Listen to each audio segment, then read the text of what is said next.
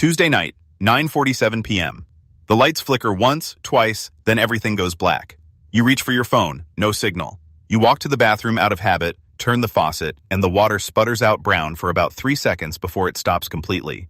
That's the moment. Right there. Not in a movie, not in a survival show. In your own bathroom, in the dark, holding a toothbrush, realizing you have no idea what comes next. Here's the part most people don't think about. You're not going to die in the next 72 hours. You're going to be uncomfortable in ways you've never experienced. And the room that decides how bad it gets isn't your kitchen. It's the one you were just standing in. Your bathroom is already half-stocked for an emergency. You just don't know which half. The other half, the items that turn a miserable week into a manageable one, costs under $80 total and fits in the cabinet under your sink. Today, 16 ordinary bathroom items that solve emergency problems most preparedness lists completely ignore. Plus 3 at the end that aren't on any list I've ever seen. And one of them is the single most important item in your entire house when sanitation fails. Stay with me on that. Here's the rule I want you to apply to everything on this list. Every item earns its spot by passing one test. It has to solve a problem that gets worse with time, not better. A cut left untreated gets infected. A sanitation lapse becomes illness. A small discomfort becomes a sleepless night, becomes a bad decision the next morning. Bathroom items aren't survival gear. They're cascade interrupters. They stop small problems before they become big ones. That's the lens. One more thing before we get into it. Items 9, 12, and 16 connect with each other in a way most people miss. Together, they're the difference between a clean, functional household and a sick one during an extended outage. I'll flag the connection when we get there. I'm not going to tell you the world is ending. I'm going to tell you what actually happens between hour 24 and hour 96 of a real disruption, because that's the window where preparation pays off, or doesn't. Let's get into it. A 32-ounce bottle costs about $1 at any drugstore. $1. And it's the most underused emergency item sitting in American medicine cabinets right now. Most people know it bubbles when you pour it on a cut. Far fewer know what the CDC actually says about it. 3% hydrogen peroxide is recognized by the CDC as an effective disinfectant against a broad range of bacteria, viruses, and fungi on hard surfaces. Not a cleaning hack. Documented disinfection guidance. Beyond wound care, the applications stack up fast. Mix 1 part hydrogen peroxide to 1 part water in a spray bottle, and you've got a produce wash that extends the shelf life of fresh fruits and vegetables by reducing surface microbial load. In a grid-down scenario where every extra day of usable food matters, that's not a small thing. It removes blood, sweat, and protein-based stains from fabric better than most commercial products because the oxygen release reaction physically lifts the staining material out of the fibers. It cleans earwax safely when diluted. It whitens grout, disinfects toothbrushes, and as a last resort in a controlled situation, can be used as a mouth rinse at proper dilution to reduce oral bacterial load. Here's the catch. And it matters. Hydrogen peroxide degrades when exposed to light. That's why it comes in a brown bottle. Leave it out on the counter and it loses potency within months. Stored properly in the original bottle in a cool, dark cabinet, it stays effective for about 3 years unopened, 6 months once opened. Buy 4 bottles. That's $4 total. Rotate the oldest into regular cleaning use every 6 months and replace it with a fresh one. You're never wasting anything and you always have fresh stock. A 32-ounce bottle, also about $3. And I want to be specific here because most people grab the highest percentage they can find, and that's the wrong instinct. 70% isopropyl alcohol is more effective as a skin and surface disinfectant than 91%. The reason is the water content. The water in the 70% solution slows evaporation, giving the alcohol more contact time with the bacterial cell wall and improving penetration. The 91% evaporates too fast to finish the job. This is from CDC disinfection guidance, not folk wisdom. For pure surface contact and electronics cleaning, the 91% has a place. For skin, wounds, and general disinfection, the 70 is what you want. Have both if you can. If you can only have one, make it the 70. The applications outside of basic disinfection are where this item earns its place. It removes ticks safely when applied with a cotton swab directly to the body of the embedded tick. It dissolves the adhesive residue left behind by bandages and tape, which becomes a real problem after multiple dressing changes during an extended event. It treats minor blisters before they break by drying out the skin under the blister cap. It removes permanent marker, sticker residue, and a long list of household stains.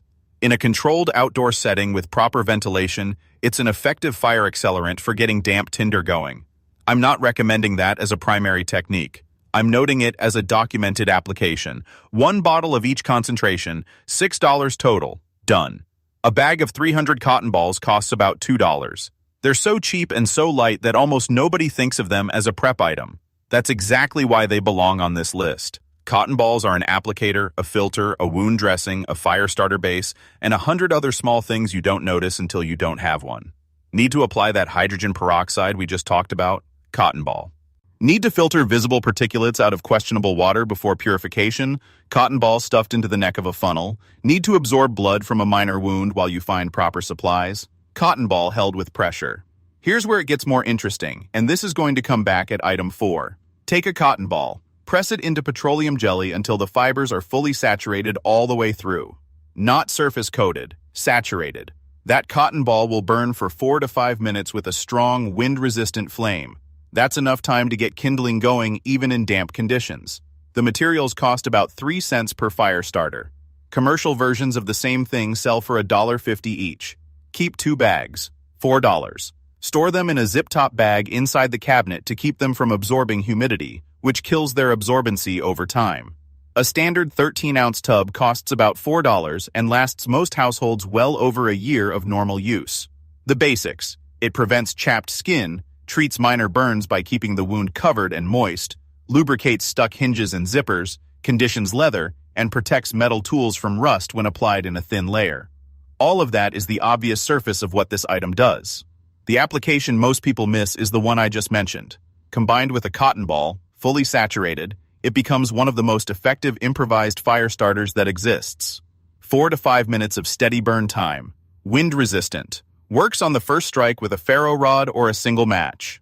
Make 30 of these in 10 minutes, store them in a quart zip-top bag, and you have somewhere between 2 and 2.5 hours of combined burn time for under $1 in materials. In a no-heat scenario, a thin layer of petroleum jelly on exposed skin, especially the face and hands, provides meaningful protection against wind and cold. It's been used for that purpose by long-distance swimmers, Arctic researchers, and military cold-weather operators for the better part of a century. Not theoretical. Standard cold-weather kit. It also extends the life of leather boots, which matters more than most people realize when you're on your feet for days dealing with a disruption. 2 tubs, $8. 1 in the medicine cabinet, 1 in the supply shelf. I almost left this off because it feels too obvious. Then I remembered March 2020. The fact that toilet paper was the first thing to disappear from American shelves during the early days of COVID isn't a joke. It's a data point. It tells you exactly which items the average person panics about first when normal supply chains hiccup. And it tells you that the average household keeps a shockingly small reserve of an item they use every single day. Here's the math. The average adult uses about 100 sheets per day. A standard mega roll contains roughly 350 sheets. That's 3.5 days per roll per adult. A household of 4 goes through 1 mega roll every single day on the low end. A 24-roll pack costs about $25 and lasts that same household roughly 3 to 4 weeks. That's your minimum baseline. 2 packs gives you a buffer that covers most realistic disruptions without taking up an absurd amount of storage. Compressed, vacuum-sealed rolls reduce storage volume by about 70% and are available from camping suppliers if space is tight. If you live in an apartment and don't have room for that, the answer is a bidet attachment.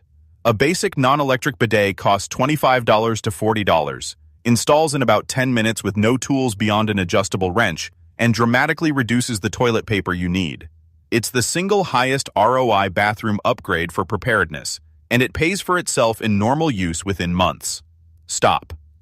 Before we keep going, here's the rule that changes how you look at everything in your bathroom. Look at the items you use every single day without thinking about them. Toothpaste, tampons, toilet paper, deodorant, soap.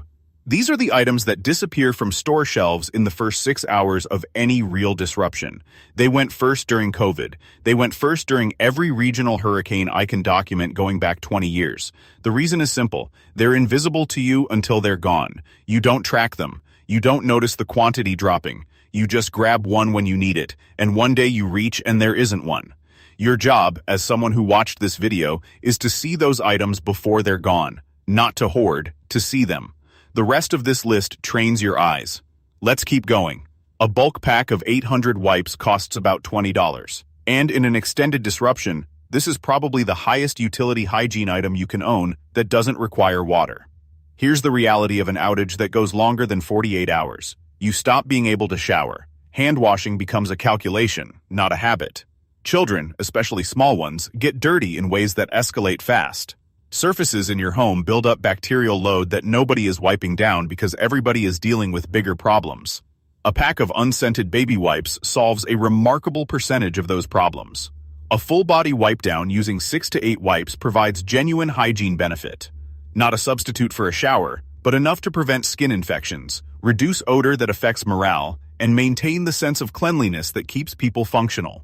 One pack of 800 wipes gives a single adult roughly 4 to 5 days of full hygiene coverage, and around 2 weeks if used more conservatively for hands, face, and high-contact areas only. Unscented matters.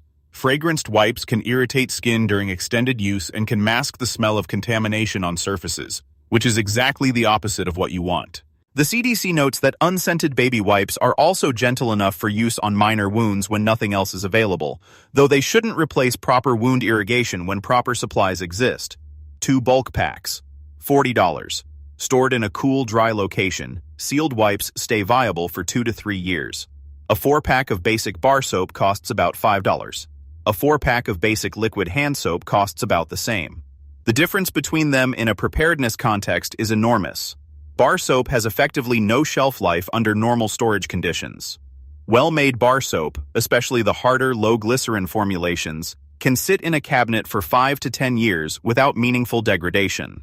Liquid soap, by contrast, can grow microbial contamination once opened, separates over time, and loses effectiveness within 1 to 2 years. Bar soap is also more efficient in low-water conditions. You wet the bar, you wet your hands, you have lather. Liquid soap requires more rinse water to fully remove. In a scenario where every gallon of water is being tracked, the difference adds up. The applications extend beyond hand and body washing. Bar soap shaved into thin slivers dissolves in hot water and works as basic laundry detergent. Rubbed directly onto fabric, it pre-treats stains. Used as shaving lather, it works in a pinch when shaving cream runs out. In a real emergency, it can deodorize a closed space when nothing else is available. 6 bars minimum. $7. Stored in a cool, dry cabinet, you can forget about them for the better part of a decade. A 12-pack of basic disposable razors costs about $6. Most people, including most people who think about preparedness, never put these on a list. That's a mistake. The obvious use is shaving, which matters more than people realize in an extended event. Personal grooming is one of the documented psychological anchors that keeps morale stable during disruptions. The act of shaving, brushing hair, maintaining a routine, these aren't vanity behaviors, they're stability behaviors.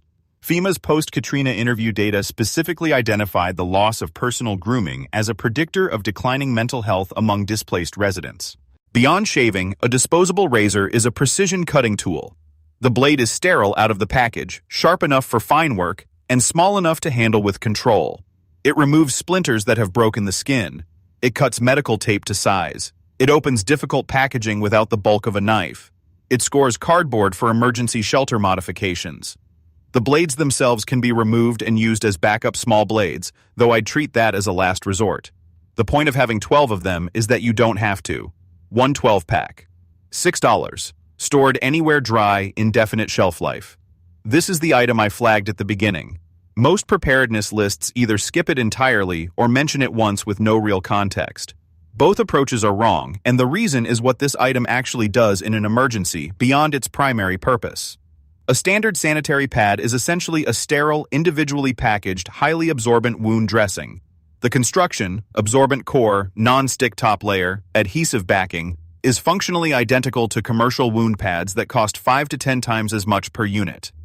U.S. military combat medics have documented the use of sanitary pads as field-expedient wound dressings for decades, specifically because of their absorbency and sterile packaging. Tampons have a separate and equally documented use. The cotton core, when removed from the applicator and unfurled, makes excellent tinder for fire starting. The compressed shape also works as a pre-filter for water purification, removing visible particulates before chemical or boil treatment. Combat medics have also used tampons as plug material for deep puncture wounds in field conditions, though that's an extreme case application and not the primary reason to stock them. The primary reason to stock them is the obvious one, and the math is straightforward. A person who menstruates uses approximately 20 products per cycle. A 3-month supply for one person costs about $25 to $30. In an extended disruption, the availability of these products drops to near zero within hours of a panic buying event. They went first during COVID alongside toilet paper. Even in a household with no menstruating members, a single box of pads belongs in your supplies for the wound dressing application alone. One box. $5. That decision is so obvious once you see it that I don't know why it's not standard advice. A box of 80 small trash bags costs about $4. These are the smaller cousins of the contractor bags most preparedness content covers, and they belong in a separate category because they solve different problems. The size matters. A small bathroom trash bag is the right size to line a 5-gallon bucket, and you're going to see why that matters in a few items. It's the right size to waterproof a phone, a wallet, a paperback book, or a small electronics kit. It's the right size to function as a glove for handling contaminated material when you've run out of actual gloves. It's the right size to seal a partial roll of paper towels against humidity or to compress dirty laundry into a manageable bundle. The applications add up.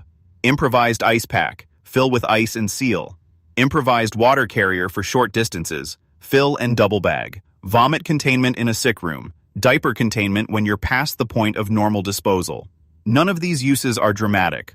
All of them are the kind of small problem that becomes a big problem if you don't have the right tool. 2 boxes. $8. Stored in a cabinet, they last indefinitely.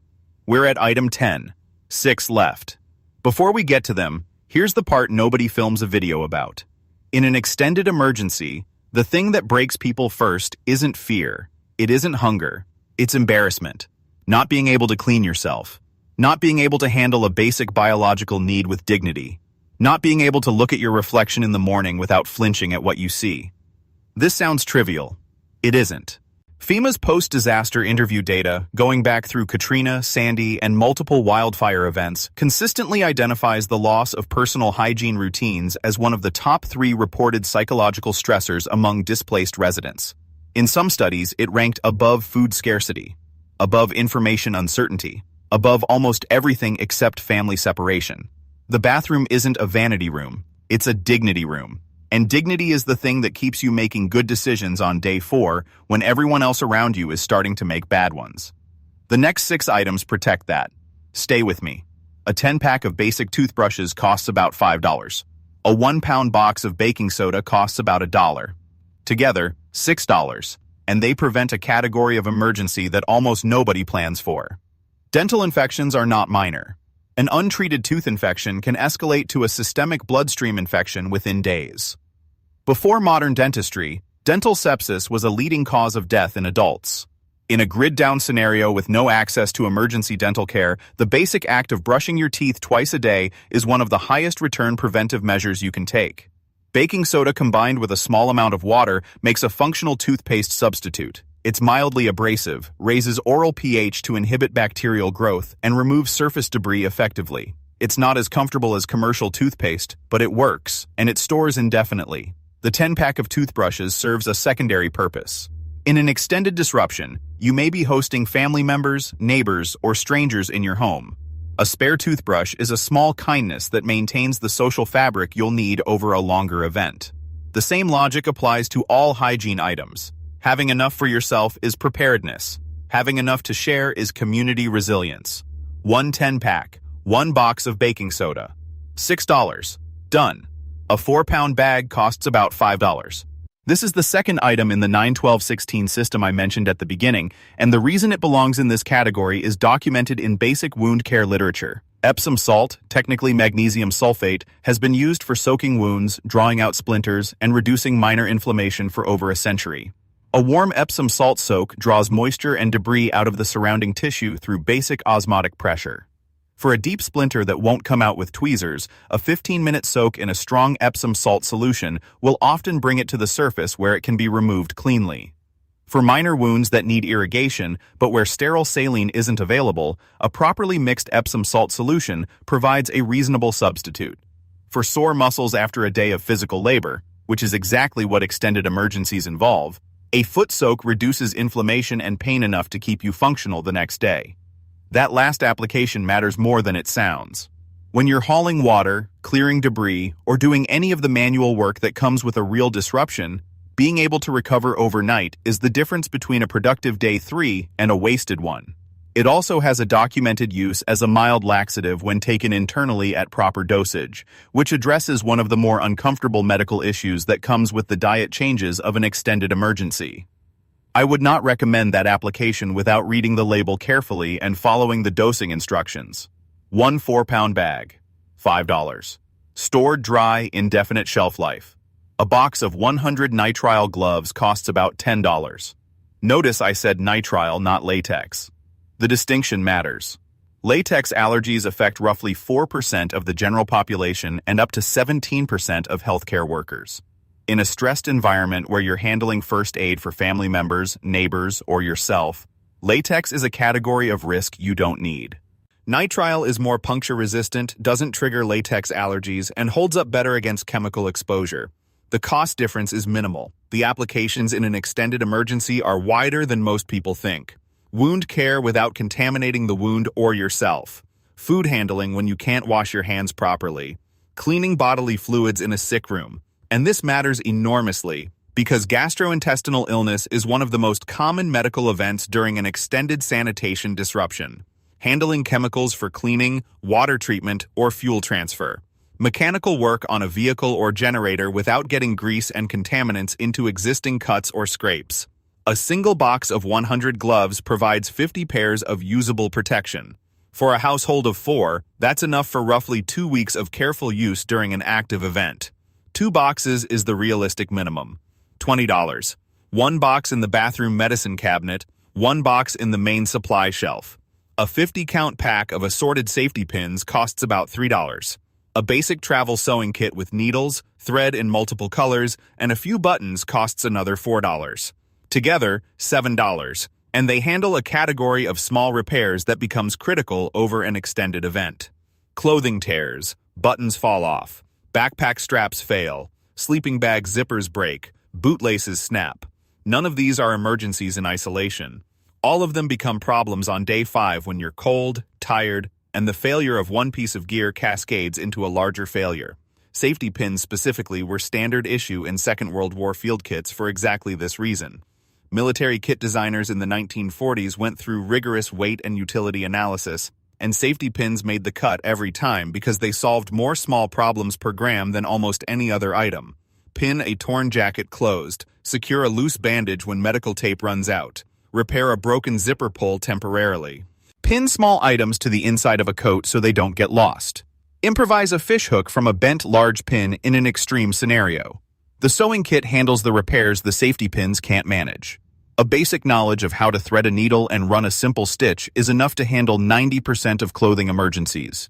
If you don't know how, learn now, before you need to. There are 10-minute videos that cover everything you'll need. 1 pack of safety pins. 1 travel sewing kit. $7. Stored in a labeled zip-top bag, they last forever. If you don't wear glasses, skip this one. If you do, this is non-negotiable, and most people who need it the most don't have it. A basic eyeglass repair kit with tiny screws, a screwdriver, and replacement nose pads costs about $5. A backup pair of glasses with your current prescription costs $30 to $60 from online optical retailers. Together, under $70, and they prevent a category of emergency that ends your ability to function in seconds. If you wear corrective lenses and you don't have a backup, you are one accident away from being functionally blind during the exact period when you need to see most clearly. Broken frames, a lost pair, a cracked lens. Any of these in a normal week is a minor inconvenience because you can drive to an optometrist. In an extended outage where roads may be impassable and optometrists are closed, the same incident becomes a crisis that compounds every other problem. A backup pair doesn't need to be your nicest pair. It needs to be functional. Order them now from any of the budget online optical retailers. Use the prescription from your most recent eye exam. The whole process takes 10 minutes. The repair kit handles the smaller failures: a loose screw, a missing nose pad, a slightly bent frame. Store the backup pair in a hard case in your supply shelf, not in a drawer where it can get damaged. Update the prescription every 2 years when you update your primary pair. This is the third item in the 9-12-16 system, and I put it at the very end of this list for a specific reason. If you started this video with this item, most viewers would close the tab. By now you've been with me long enough to take it seriously, because this is genuinely the most important item on this entire list. A standard 5-gallon bucket from any hardware store costs about $5. A snap-on toilet seat lid, designed for emergency sanitation, costs another $10 to $15. Together, $20. And this is the item that prevents the single most likely cause of serious illness during an extended emergency. Here's what almost nobody plans for. When the water stops running, your toilet stops being a toilet within about 2 flushes. After that, you have a household biological waste problem that escalates by the hour. Without a sanitation plan, people do one of 3 things, and all 3 are bad. They use the non-functioning toilet anyway, which creates a contamination problem inside the home. They go outside, which creates a contamination problem outside the home and adjacent to water sources. Or they hold it, which creates medical problems within 24 to 48 hours. The 5-gallon bucket with a proper lid solves this completely. Line it with a small trash bag. That's item 10 coming back. Add a layer of sawdust, kitty litter, or shredded paper after each use to absorb moisture and reduce odor. Seal the bag when full and store it in a sealed outdoor container until normal waste disposal returns. This system has been used by off-grid homesteaders, disaster relief organizations, and emergency response teams for decades. It is proven, it is effective, and it costs $20. Now here's the connection I promised. Item 9. Feminine hygiene products. Handle wound dressing during an event when injuries are more likely. Item 12. Epsom salt. Handles wound cleaning and recovery from those injuries. Item 16. The bucket system. Prevents the sanitation failure that turns minor injuries into serious infections. Together, those 3 items handle the entire injury to recovery to sanitation cycle of a week-long outage for under $30 combined. Most preparedness lists skip every single one of them. So that's 16 items. Let me tell you how to decide how much of each to keep, because the list is only half the answer. For every item we just covered, ask one question. If a supply disruption lasted 14 days, how much of this would I personally use in normal life? Not how much fits in the cabinet, how much you'd actually go through. That's your baseline. Double it for buffer. That's your target. For most items on this list, the target works out to between 4 and 8 weeks of normal use, and even at that quantity, the entire setup fits on one shelf. Add it all up at minimum recommended quantities, and the total comes to roughly $75 to $90. That's 1 tank of gas, 1 year of a single streaming service, 3 takeout meals for a family of 4. In exchange, you get a bathroom that handles a 2-week disruption without you having to think about anything except the disruption itself. That's the trade. This isn't an investment in disaster. It's an investment in not having to think about disaster. Here's the part where most people lose. They watch a video like this. They agree with everything. They think, good idea. And then they close the tab and nothing in their house changes. That's not preparation. That's reassurance. And reassurance is actually worse than ignorance, because it convinces you that you've already done something when you haven't. If you only do one thing this week, do this. Walk into your bathroom right now, today, before you close this video. Count how many of these 16 items you currently have. Just count. Write the number down somewhere, you'll see it tomorrow. That single act, knowing exactly where you actually stand, puts you ahead of 90% of households in the country. If your number is 8 or higher, your starting point is finishing the list. 1 trip to 1 store this weekend. Done. If your number is under 8, the 3 items to start with are hydrogen peroxide, baby wipes, and the 5-gallon bucket system. Those 3 cover wound care, hygiene, and sanitation, which are the 3 cascade failures that cause the most preventable harm in any extended emergency. Total cost, under $25. That's your first shelf. Everything else builds from there. Next week's video covers the kitchen version of this list.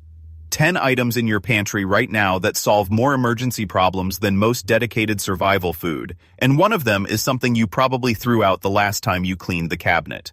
That goes live next Thursday. If you found this useful, drop a number in the comments right now. Drop a 1 if you already have at least 8 of these items in your bathroom. Drop a 2 if you're starting from scratch. Drop a 3 if you live in an apartment or a small space and want the compact version of this list. I'm putting together a small space supplement based on the 3s I see in the comments. I read every comment, and the 3s especially are the ones I want to hear from, because the small space version of preparedness is genuinely underserved on this entire platform. If this video was useful, consider subscribing. This channel publishes practical, non-alarmist preparedness on a weekly schedule, and the next few videos in the series are going to be different from anything else in this space. You don't need a basement full of buckets. You don't need to be the person at the dinner party who won't stop talking about supply chains. You just need a bathroom that's ready for a bad week. And now you know exactly what that looks like. The hard part wasn't the information. The hard part is the trip to the store this weekend. Make the list. Go once. Don't think about it again for a year. You've already started. You know what to look for now. The rest is just a shopping trip.